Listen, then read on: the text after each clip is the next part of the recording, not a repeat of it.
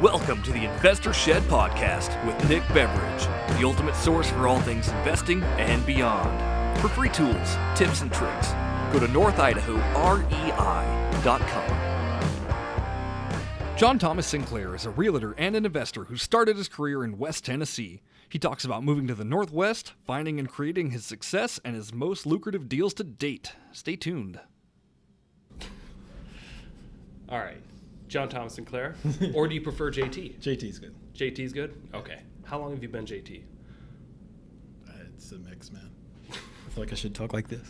You can just bring it up closer. Okay. As long as you're talking like into it somewhat. All right. How long have I been JT? It's a mix, man. I moved here from Tennessee. Am I supposed to look there? No, you don't. I mean, we can here and there. Sure. Okay. Or we just... All right. I moved here from Tennessee 14, 15 years ago, and people don't understand the double name, so I just let people go with JT. I don't like John because there's a lot of Johns out there, so JT or John Thomas. How many Johns are in this office alone, would you say?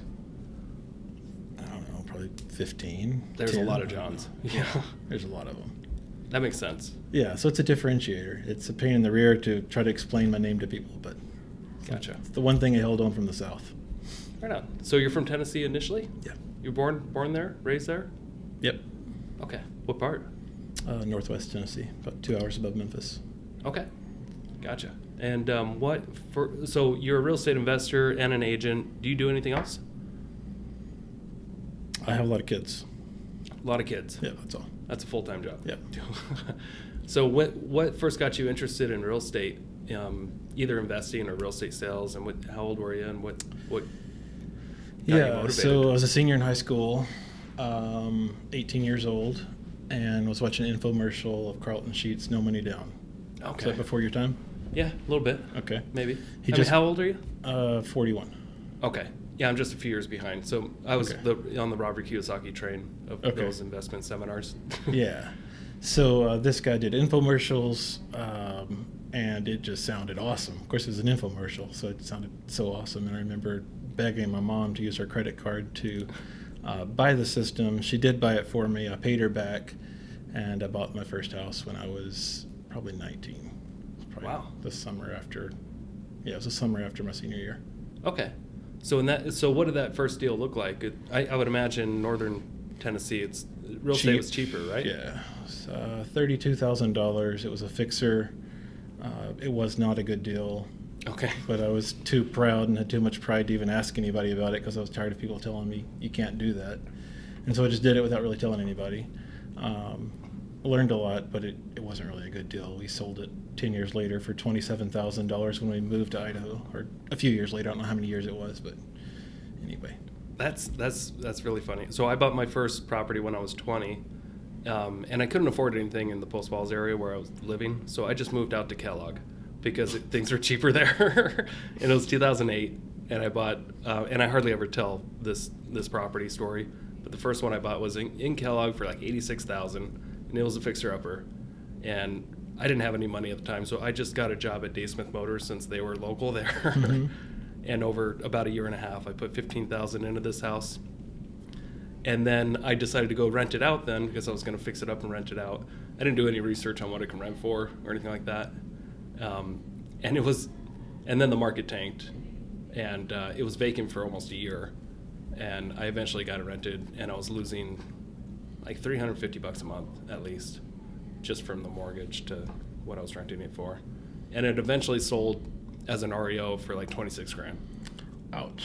I had to do a short sell. Uh-huh. But nobody bought it at the time, so I did a deed in lieu. It was a cool first deal. Yeah. Took a long time. But anyway, Go ahead. Sorry. So your first deal, you sold it. Did you say you sold it like 10 years later? Well, no, it wasn't 10 years later. It's probably 6 years later. I think I moved here when I was 25, 26, so 6-7 years later. Okay. Gotcha. Yep. And we also spent a lot of money on it, and it was the house we moved to when we got married, which was dumb. I thought I would save some money and move into my rental house. Well, it was a piece of crap for one thing, so I never should have moved my wife in there and like started a family in this house. How old were you when you got married? 24. Okay. Yep. Gotcha. No, it wasn't. I was 22. I was 22, yeah.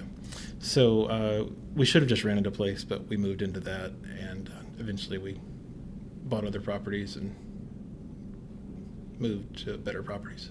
So how did you buy that first property? Did you get a regular loan, or were you creative at all? Yeah, it was an FHA loan. FHA, okay. Yeah, that's what I got on my first house. Yep, owner-occupied FHA loan. Okay. So 3.5% down on a $30,000 house. Mm-hmm.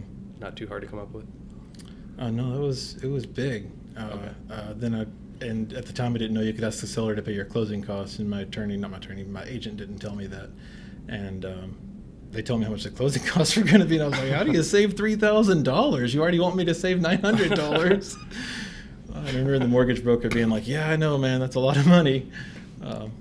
But we got the sellers to pay closing costs, and we were able to get it done. Gotcha. Okay, so and here you are, 41. How many rentals do you have now? We have 53 doors. 53 doors. Right on. And so what was the next house like that you bought? I guess here we would call it a single family with an accessory dwelling unit, and it was close to the college campus. It was $60,000. I bought it with an owner-occupied loan as well. I rented it out to college kids after we lived in it for a little bit. Kept it until we moved. Okay. At what point did you get your real estate license? Quickly. I was probably 20, so after the first deal, I got my license. Okay, so you got it down in Tennessee. Yeah. Before you moved up here. Mm-hmm. Okay. And were you an agent full time, or did you just have it for your investing purposes? Well, I worked at a factory full time, 12 hours a day at Goodyear Tire and Rubber.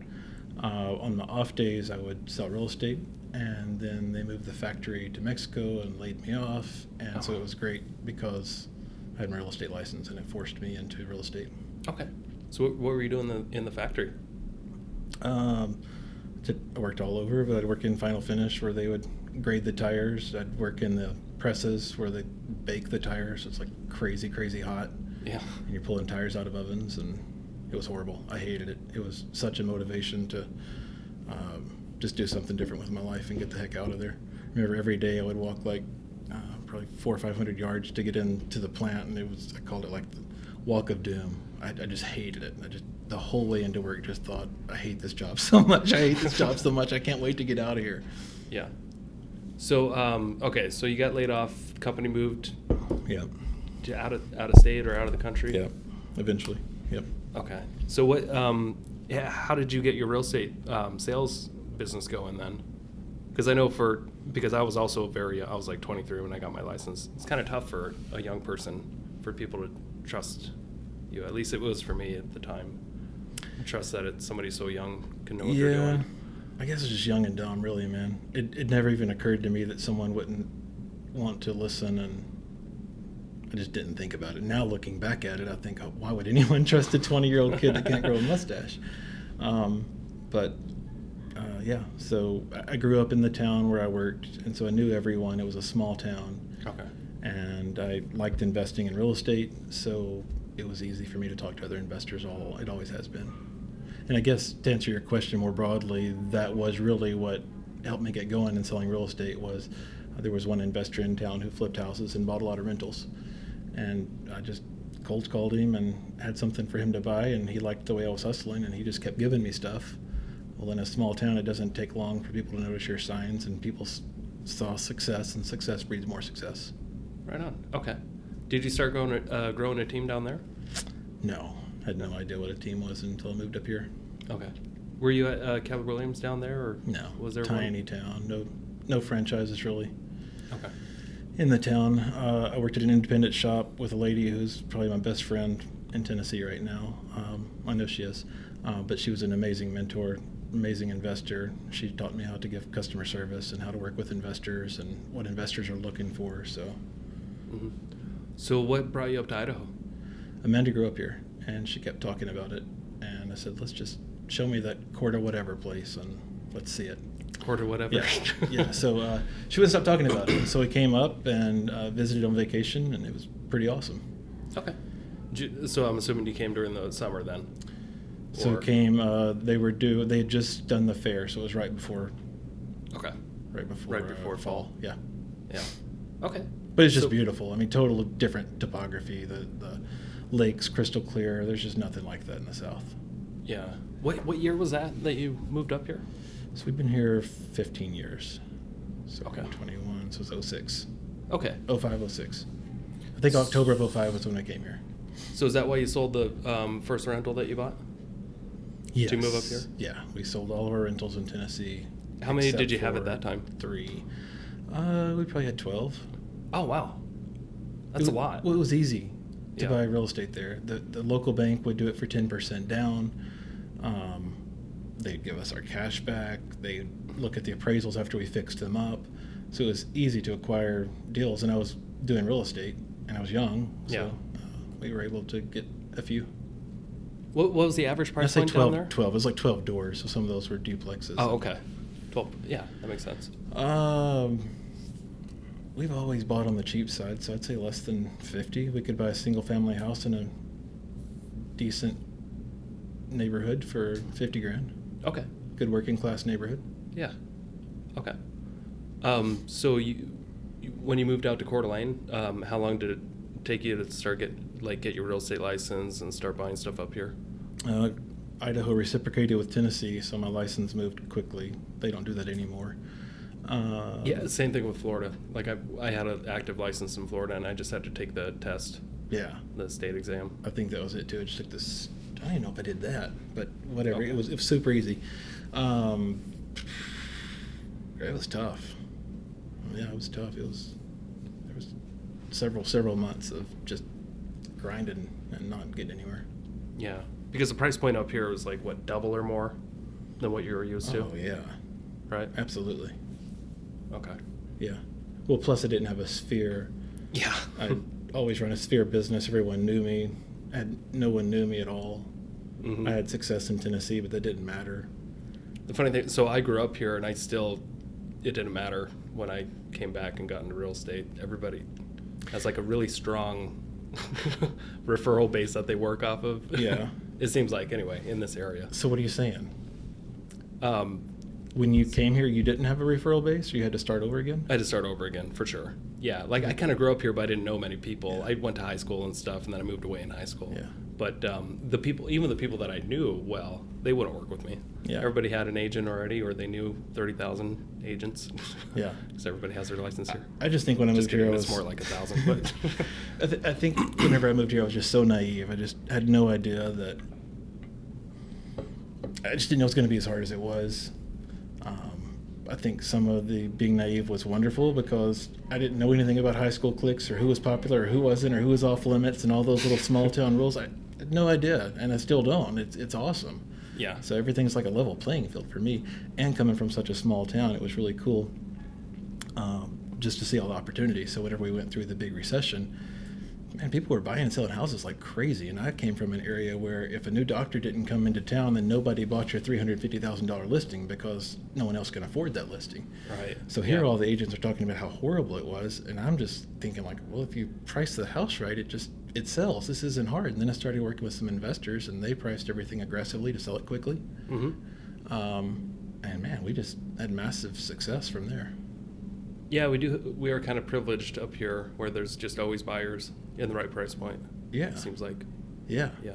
And I would irritate some of the local agents who would say, "Oh, why are you pricing that so low? You're going to ruin the comps." Like as if I was You in were gonna control personally of ruin it. it. No, I'm going to sell the property for my client while you keep your head in the clouds about how expensive or how, this is a fluke or whatever. Yeah. That's funny. They couldn't get realistic with the market, and I didn't know the market. All I could do is look at the data. Yeah. So what time frame was this? Well, so I remember whenever I came and interviewed with Gary Schneidmiller, and Gary told me this was in August, and Gary says we are just finishing a summer where a monkey could put a sign out and they could sell it. So things are changing, and it's going to be harder to sell real estate, and people are going to need skills. And he was totally right, because people fell out of the business like crazy. So it was right before the recession. So like 07-ish time 06, frame? 07, yeah. Yeah. Okay. And how'd you like working at Coldwell? Coldwell Banker. Yeah. It was great. Gary was nice. Some of my first leads that I actually closed, without them, I don't know what we would have done, and those came straight from him. So, they were good company. They had marketing materials that I'd never seen at the independent brokerage I came from. They had tech stuff that was unique that I just wasn't used to, and so that was all cool. Okay. So what was the first like great investment property that you bought here in North Idaho? Do you mind going in depth about it? Well, I got a couple. One was a duplex we bought during the recession. I knew that the area was just so beautiful that it was only going to come back, so I wasn't worried about low values when other people were. And we bought a duplex on Steiner at like $112,000. Didn't do anything to it, and we sold it a few years later when we needed some money, or 1031, or for whatever reason we sold it. And I think we sold it for $215,000. Nice. So I remember my dad used to manage a duplex on Steiner when I was little. They're all alike. I wonder if It's it was probably the same floor plan. Was it just an old split entry house that had? No. Okay. No.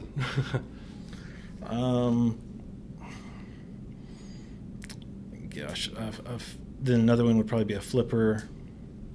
I'm trying to think of one of our best flippers. We made like probably $80,000 on a flipper that was from a ad in the paper. We buy houses. Nice. Another investor was trying to buy it, getting the seller to do like a seller carry or a participation. I don't know much about it. You probably do, but like he does all the work, they participate in the profits, and she just didn't want to deal with it. And I had a hard money lender who could come in and close it, and so I was able to get it. Was she getting foreclosed on? No, dude, the house was totally paid off. She'd inherited it. I have bought so many totally paid off houses from people. It is so weird. She'd inherited it, totally paid off, did not have money for the electricity, was running an extension cord from the neighbor's property to like get some power over at her house. And she just wanted to simplify her life and like get some money in her pocket. Gotcha. So about how many flips do you do a year, if you had to guess? Not many. We've switched over to mainly just buying and holding. So last year, I maybe did 2. Yeah. Okay. We buy a lot of properties saying we're going to flip them, and then we get about halfway into it, and we decide to keep it. Yeah. And you're doing some Airbnbs too, right? Mm-hmm. Are those going okay right now? By the way, as we're recording this, we're in a government shutdown, and That's true. there's a lot of Airbnb free cancels right now. Yeah. We just got a cancellation today. Oh, man. Super fortunate. Last winter, we tried Airbnb in Coeur d'Alene, and I saw that it was not very productive. I paid my bills. It was just a big hassle. Yeah. And so I heard about the Travel Nurse website, signed up for it, and in maybe September, I think I started switching over to Travel Nurses. So after we had a fantastic summer season. That's a good idea. They're looking for furnished 90-day deals, and so she renewed. So we had 6 months, and it was coming up for like time to put it on Airbnb, and it just felt uneasy about the Wuhan virus that was going on in China. And I thought, man, if this comes here, this is just going to shut us down.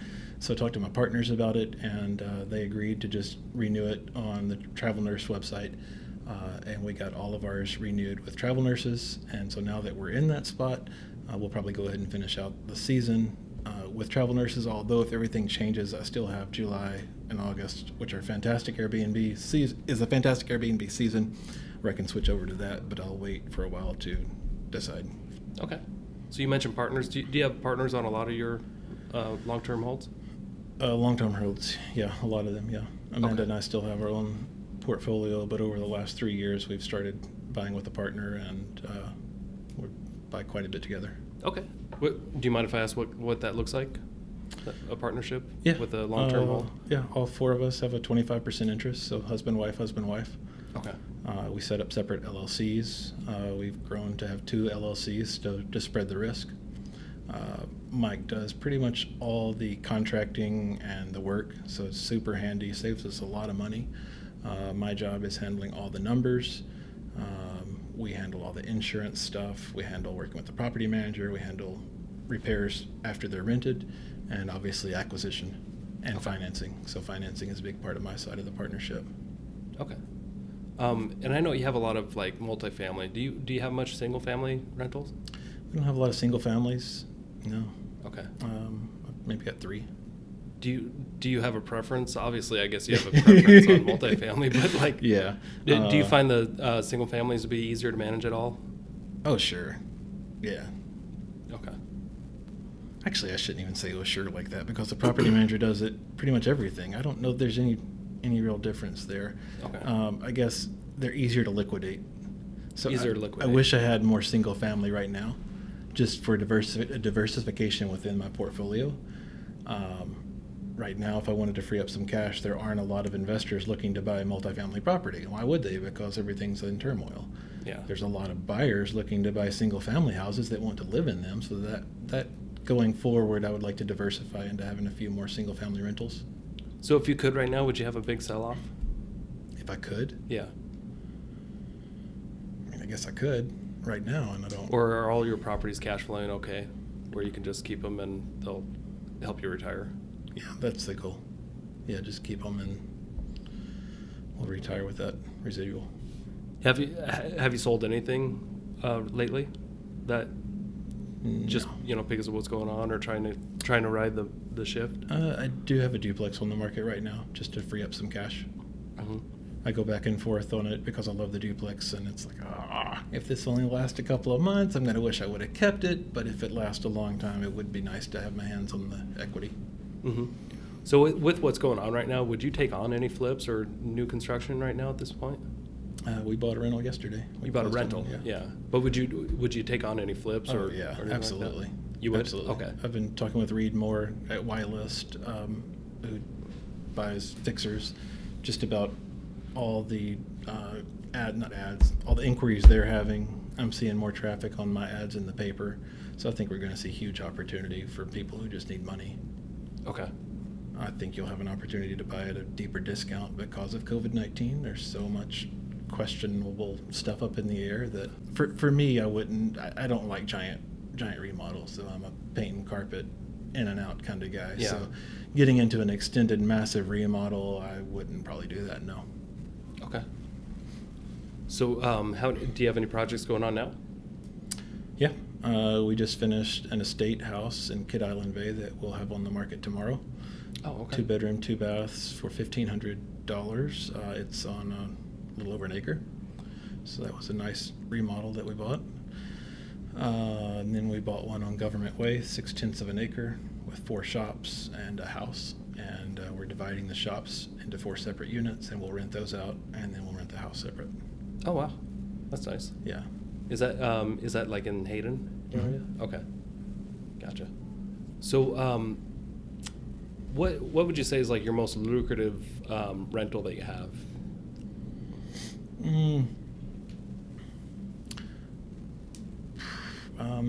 We bought a house with 9 commercial storage units behind it that people run offices out of. Like, there's gutter guys and contractors and painters, so it gives them a place to have an office. That one does really well, just because it's multi-tenant with so many units, and we've gotten the rents in line. When we bought it, the rents it was poorly managed and the rents were really low. So do you like include like electricity and stuff like that, or are they all sub-metered? They're separately metered. Okay. Wow, that sounds good. Mm-hmm. So and you got the house rented out. And we got the house, and it's on Government Way right by Target. So it's a fantastic location. It's on an acre. So long term, I'm sure it'll be torn down and turn into something along Government Way, or maybe the house becomes a restaurant and we keep the 9 units in the back or something. Gotcha. Would you say you spend more time on your investments or your real estate business, your real estate sales business? More on my real estate sales business for sure. Okay. Do you mind talking a little bit about that and how you started it and what it looks like today? My sales business? Yeah. Sure. Where do you want me to start? What gave you the idea to actually bring on team members or admin? Leverage. Was working at Windermere during the REO boom, had a ton of what they call BPOs, broker price opinions, was doing all the photography, all the data input, transactions, everything by myself. Didn't have a clue how to really have an assistant. At one point I did hire someone to help with transactions, but I was doing so much volume that it was just a drop in the bucket. For those that don't know what a BPO is, do you mind explaining that slightly? Yeah, broker price opinion. It's a mini appraisal that banks use to price homes during a recession or when they own a bank-owned property. Okay. And were you doing that to be able to list their properties, or were you doing it just for side income? Was doing it all along just to list their properties. Okay. Yep. So I do those. Those take a lot of time. You have to evict people, do what's called cash for keys to get people out of the house. The whole process was just very time consuming. One good thing is it made me go digital long before other people went digital, because I was dealing with banks that needed to see the PDFs. So that was really cool. I've always been paperless since I've been up here for the most part. So in doing all that, I was coming home for dinner, going back to work, and then working till like 2, waking up and doing it all over again. Holy crap. It was horrible. But I was making money and no one else was making money and people were going out of business. So I knew what I had, but I didn't want to keep living my life like that. Keller Williams started teaching leverage and talking about training for leverage and hiring team members and all that good stuff. So I moved from Windermere to Keller Williams, where I learned a lot about running a team. Okay. Who brought you over to Keller? Ben. Ben did? Okay. Fairfield recruited me up. Right on. So then Ben helped me grow a team and told me the classes to go to learn how to hire the right people, how important hiring the right people was, how to train those people, and all that good stuff.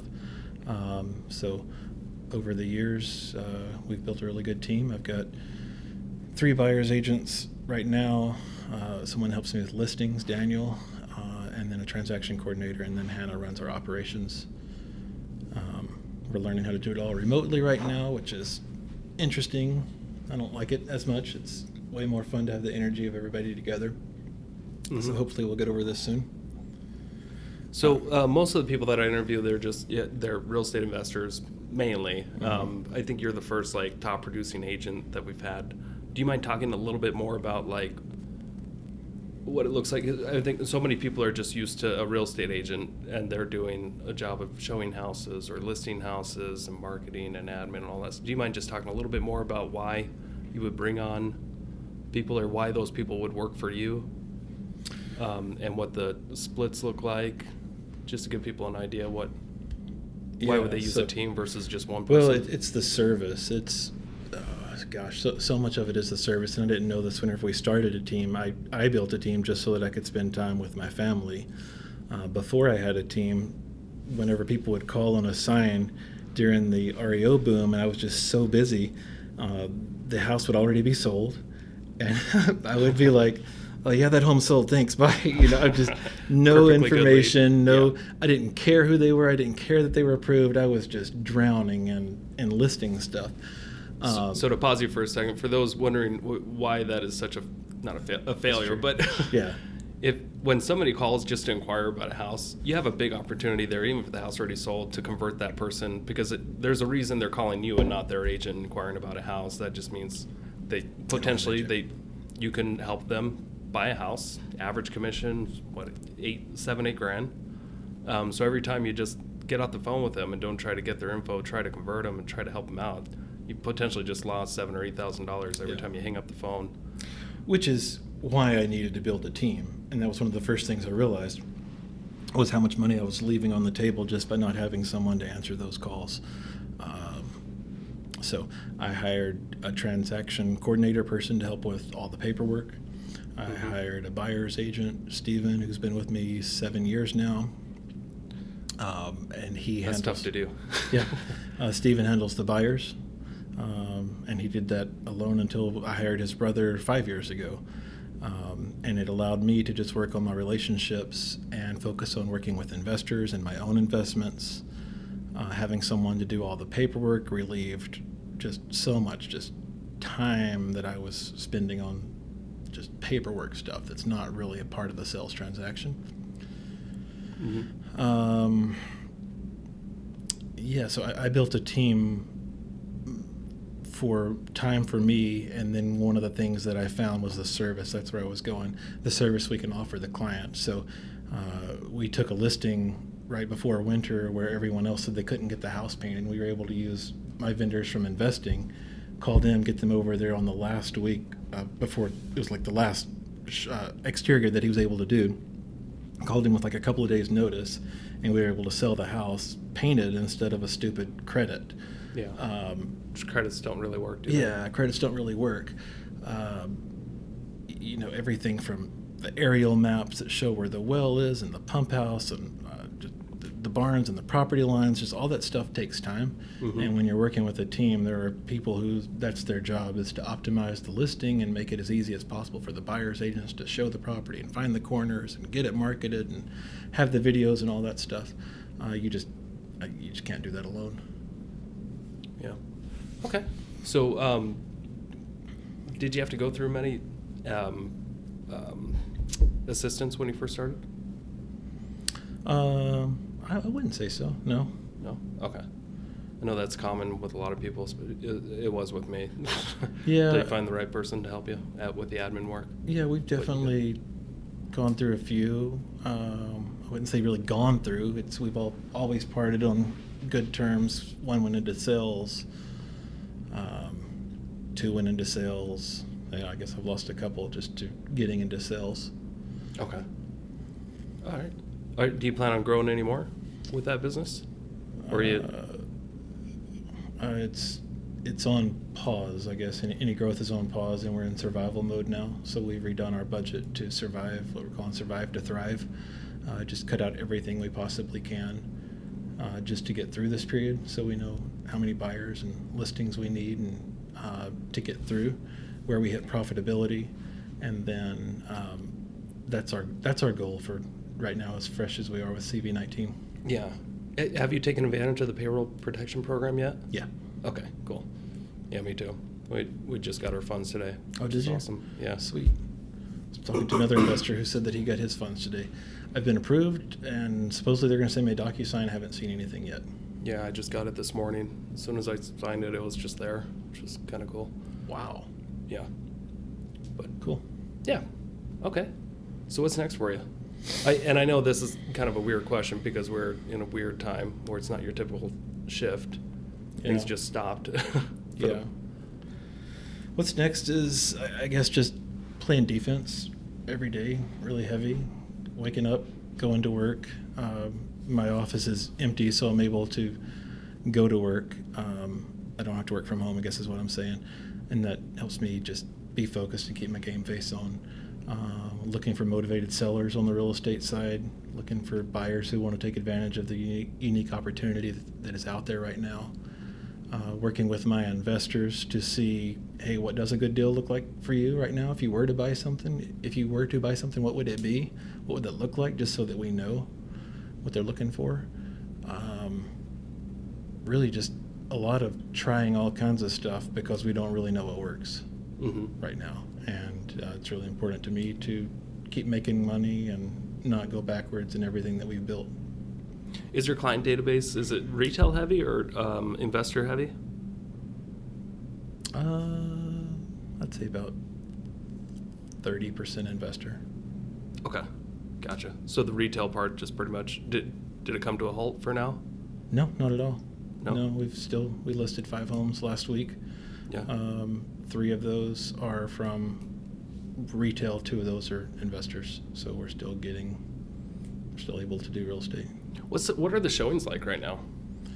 The biggest thing for me has been having to negotiate with the tenants just to get access. So I've got a third party that I'm negotiating with that's a total key part of the process. We are doing video walkthroughs on every listing. We're asking that the buyers be pre-approved before they look at the listing, and then we're making sure that they've actually watched the virtual tour. And then if the tenants will let me, I'll schedule it. If not, I've had success with saying, hey, can we show Saturday from 1 to 3, only approved buyers, and we'll be there with gloves and booties. And I've gotten a couple of showing blocks like that. Interesting. Okay. Do you think everything's going to go back to normal here in a couple of days when the stay-at-home order is released or supposedly going to be released, or do you think they'll be extended? I don't know. I think there's a lot of pressure on both sides, so I really don't know. I guess I'm planning for the worst and hoping for the best. Okay. What's going to be like your next big investment, you think? Big investment? Well, Yeah. We don't really do a lot of big investments. We only really do small investments. So do you keep it like 4 units and less for the most part? We try to keep it like $250,000 and less. So Oh, okay. yeah, That's hard to find lately, right? it's definitely hard. We keep scraping them up. But yeah, for sure they're hard. So we'll probably just keep doing that. We like to buy with a really good equity position. We like to buy fixers that need work because Mike can handle all the work really efficiently. And then bring that value up and hopefully get it refinanced. Okay. Awesome. Any advice for people out there that are just getting started?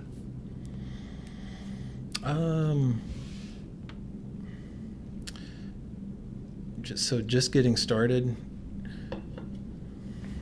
What would I say to them? I'd say make sure that you know that the agent that you're working with knows investments, and they're not just wanting to sell you a property and just make a commission. As you're getting started, one bad investment could just really tank you, and obviously it's okay. Nick and I both made our first investments were crap. Yeah. But the common denominator was It took probably 5 years for me to do it again. Probably either did it for sale by owner or used a crappy agent that didn't tell you no. I don't know. It just they didn't care. Didn't care. I'd say work with an investor that understands the market, that understands the rental market, and then make sure you're going to be cash flow positive. If you're doing a flip, obviously make sure you have all of your expenses in there when you budget, and don't forget your closing costs on the back end. So, should a new investor be worried at all that, if they're going to use an agent, why use an agent that's an investor? Aren't they going to take all the best deals first? Is that ever a conflict of interest with you and your clients? Not really. It does come up a lot where people will ask that, but I always say because I'm so connected with the other investors and people know that I buy fixers and flippers, that they're always calling us for that. And then we market a lot. We send letters, we're in the newspaper we buy houses, and I can't buy all those houses. Yeah. I don't. So I spend all that money to help bring in inventory to then share with the investors. And we get creative. If they're willing to look in the Silver Valley, we'll look in the Silver Valley. It seems like everyone has a niche. There's some people who want giant fixers and they can do all the work. There's some people who want paint and carpet. And if we're just totally not a match, I'll just tell them that we're probably not going to be able to do that. Help you find whatever they're looking for. But for the most part, we're always able to find enough. Okay. So if somebody wants to get in touch with you, how do they get a hold of you? JT@brokersinclair.com or 208-818-8385. Awesome. And you said your building is empty. Are you looking for tenants? Well, all my staff is working from home. Yeah. But we do have our property up for rent. So. Okay. Yep. Cool. Well, thanks for doing this. Appreciate it. I shake your hand, but I'm not how. Fist bump. Yeah. We'll see. This is a weird time, man. Yeah. Thanks for tuning in to the Investor Shed podcast. Please like the video and subscribe to the channel for instant access to all future episodes. If you or someone you know has investing experience or stories to share, reach out to us in the comments or via email.